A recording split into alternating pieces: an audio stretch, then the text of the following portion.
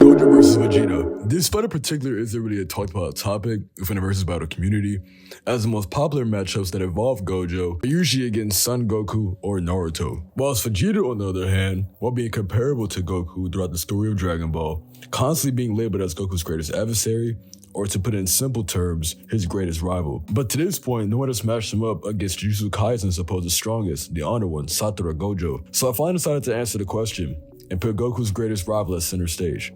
I'm going to tell you why Vegeta beats the honored one. As you may know, when it comes to going over Gojo's abilities, it can become very confusing and complex due to all the math behind it. With that being said, Gojo being famously known for his ability called the limitless, which just makes Gojo untouchable on an atomic level.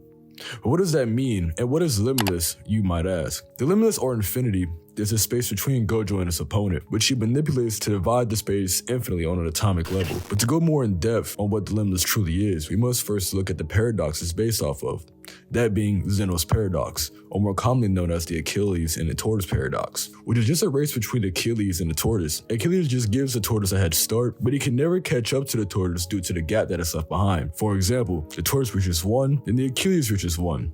But by the time Achilles reaches 1, the tortoise will be at 2. And that's due to the infinite fractions between 1 and 2. So in this race, Achilles will never catch up to the tortoise due to the infinitely dividing fractions between one another. This is how Gojo's limitless, or infinity, works.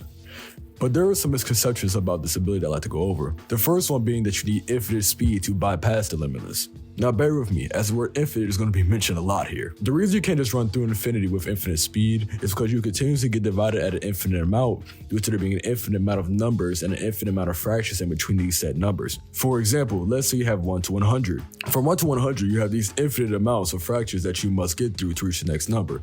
So once you get to 1, you have to get to 2, you have to get to 3, then 4, then 5, and so on, while also going through all the infinite fractions in between each number. So you get to the bigger numbers like the millions, billions, or trillions, they'll just be going forward without ever touching Gojo. They can cross the infinite spaces at infinite speed, but you never reach the end because it's infinitely expanding as you infinitely move forward through it. You just be frozen as if you're never touching Gojo. Like I said, a lot of infinity. Now with that being said, Gojo's efficiency with this set ability would not be possible without the 6 eyes. 6 eyes being a genetic ability that is very rare, with it being passed down through the Gojo clan, similar to the Sharingan in Naruto, with both granting the user extremely detailed perception, and just like the Sharingan, the 6 eyes also grants the user some pretty useful abilities, such as very precise cursed energy control. So much to the point that Gojo just doesn't run out of cursed energy, and should theoretically be able to fight forever due to its insane precision. The 6 eyes also gives the user very detailed eyesight, to regularly become overwhelming if Gojo doesn't wear very dark sunglasses or blindfolds. Another one of the interesting abilities the 6 eyes grants is the ability to figure out someone's technique just by looking at them. Other applications of the limitless, or the 6 eyes, also grant Gojo powerful abilities such as red, blue, and the combination of both being hollow purple. To explain these one by one so you understand the difference, I'm going to start first with blue. Blue is the byproduct of Gojo amplifying the limitless and negative numbers, causing impossible situations like -1 apples to be born. Through the creation of these impossibilities, Gojo creates a scenario where the universe itself is forced to attempt to correct itself and fill in the negative space, therefore causing things to be pulled together at the spot of this impossibility, resulting in a force of attraction. Gojo could also materialize blue in order to give it an individual physical form, like a ball for example, which he can use to throw at his opponents, which do heavy damage as it forces Sukuna to dodge them. Alongside the fact that Gojo can also flick his opponent using blue, as he did in his domain clash with Sukuna. Whilst red on the other hand, being the opposite of blue, is the repulsion of infinity, with red having the opposite effect. By using his reversal technique to invert the properties of blue, Gojo activates the divergence of his infinity and in turn become one which violently repels anything it touches. The limitless also grants Gojo teleportation, which is the compression of the space between his location and destination, basically allowing Gojo to go wherever he wants. Hollow purple is when Gojo merges the opposite of infinity, that being red and blue. Gojo is able to then create hollow purple, an imaginary mass that rushes forth at its opponents, erasing them from reality. But purple having existence erasure properties has been a little contentious, as it kind of gets contradicted or just outright being an outlier, with a 200% amped hollow purple rushing through Shinjuku,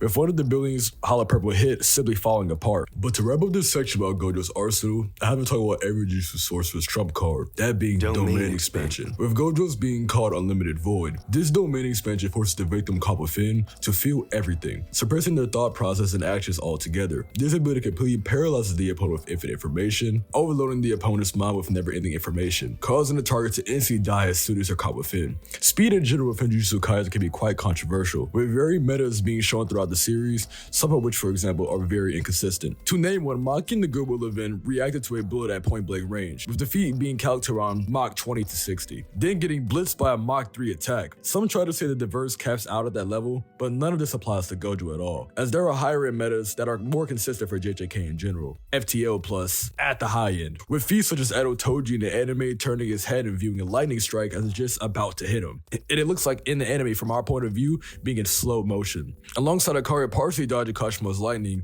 which is aimed at his head, which is calculated to be around Mach 4000. Gojo should scale above this to a high degree, as a one-armed brain damage weakened output of Gojo is still stronger than Akari and Yuta. There are even higher end feats such as Kenjaku react to Yuki's black hole, which has some properties that as it does in its real life counterpart, with light and matter unable to escape from it. A weakened and fatigued Kenjaku reacted to this, and one could argue that Kenjaku was somewhat caught off guard since he wasn't expecting Yuki to use some world-ending attack. This will place Kenjaku at FTL reaction speeds, which is consistent for high-tier characters, as the extremely weakest Sukuna was able to dodge Kashima's electromagnetic waves, which move at light speed in a vacuum of space. With Sukuna being able to dodge this while extremely weak and having brain damage, he'd easily be in the FTL radius of speed, with defeat even being calculated 2 to 4 times FTL. With Gojo Perception blitzing Sukuna, Gojo would be in those FTL radius of speed as well. As for Gojo's attack potency, which I believe to be consistent with the narrative, that being planetary to large planetary ranges, that comes from Yuki creating a black hole, but I'll go more in depth on that later. The black hole in question is calculated anywhere from large planetary to small star level, with planetary Jujutsu Kaisen being somewhat consistent, as there's multiple statements on the back of the first few JJK covers that if a finger bearer consumes one of Sukuna's fingers, they gain power that can destroy the world, with world and JJK meaning the actual planet and not some metaphorical sense, like it being in reference to society, as whenever the two are mentioned, a clear distinction is always made. For example, when Kenjaku is speaking to the President of the United States about utilizing cursed energy, the verse makes a clear distinction for when they are talking about society and the world, and of course a full-powered 20-finger Sukuna would be above all these finger bearers, further solidifying planetary JJK. But in chapter 208, we see a pretty infamous feat performed, that being Yuki seemingly creating a black hole. Now some say this isn't even a real black hole, but that's just not true, as not only does Yuki's black hole have the exact properties as a real life one, that being it's sucking in everything, including light and matter, which cannot escape real black holes. Alongside this, Kenjaku gives an explanation of Yuki's black hole in totality, with it matching up with what we describe as a black hole scientifically in real life, meaning Yuki's black hole is a real one and not some fake, with said feat at the lowest being planetary, since it was going to destroy the world. But if you want to go by calcs, it can even reach up to large planetary to even small star level. And with Gojo being the strongest Jujutsu sorcerer, alongside having better cursed energy efficiency and control, Gojo should scale above this feat, or at the most be able to output the same as Yuki. So a mid-ball for Gojo range anywhere between planetary to small star. So in total, I believe that Gojo's attack potency from what I've seen in the series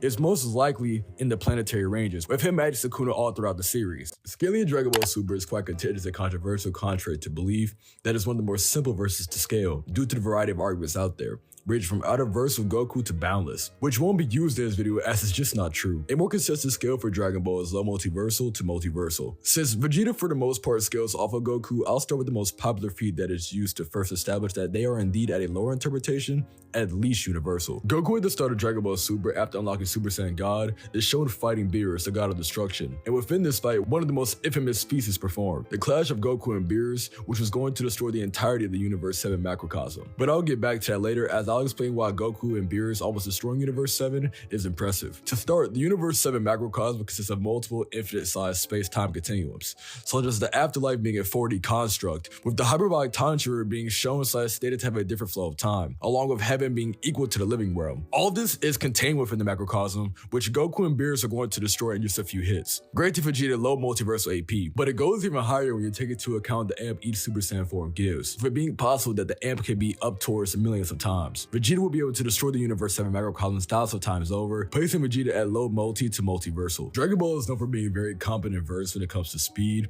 with many metas one can use to scale the verse wherever they feel like it. The perfect example being immeasurable speed, but I'll get to that later. A better, far more consistent speed scale for Dragon Ball would be infinite speed, as in Dragon Ball Z and Super, such as granola dodging instant transmission, which is instantaneous and can even cross infinite distances, or in Dragon Ball Z where Goku travels through all of hell, which is infinite in size as I mentioned earlier. These feats gradually place Vegeta at infinite speed, and if he starts using his forms, it increases his speed even more. To be fair, if you're already infinite speed and cross from point A to point B in 0 time, amping yourself to that point will probably not get you anywhere quantifiably, but that's just something to think about. But some people actually believe that Goku and Vegeta have immeasurable speed.